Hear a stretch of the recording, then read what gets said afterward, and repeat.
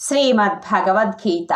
ఓం శ్రీకృష్ణ పరమాత్మనే నమః. 6వ అధ్యాయం ధ్యాన యోగంలోని 34వ శ్లోకం.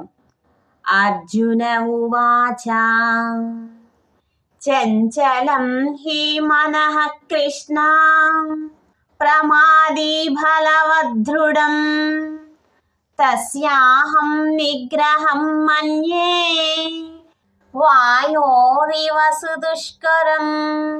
భావం: ఓ కృష్ణ, ఈ మనస్సు మిక్కిలి చంచలమైనది, ప్రమదనశీలమైనది, దృఢమైనది, మిక్కిలి బలీయమైనది కనుక దానిని నిగ్రహించుట గాలిని ఆపుటున వలె మిక్కిలి దుష్కరమని భావింతును. ఈ శ్లోక వివరణ. కృష్ణ, ఇప్పటిదాకా ఎన్నో చెప్పావు. అందరినీ సమంగా చూడాలన్నావు, మనస్సును నిగ్రహించాలి అన్నావు.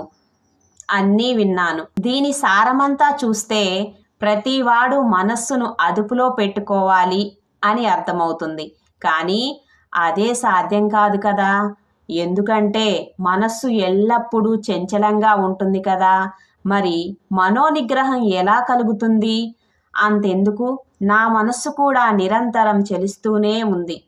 దాని వలన నేను నీవు చెప్పిన సమానత్వం, అందరినీ సమానంగా చూడడం, అందరిలో నిన్ను చూడడం, నీలో అందరినీ చూడడం అనే యోగం సరిగా తెలుసుకోలేకపోతున్నాను.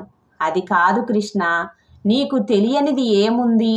ఈ మనస్సు మహాచంచలమైనది, చాలా ప్రమాదకరమైనది, చాలా బలమైనది, దృఢమైనది. ఈ మనస్సును నిగ్రహించడం చాలా కష్టం.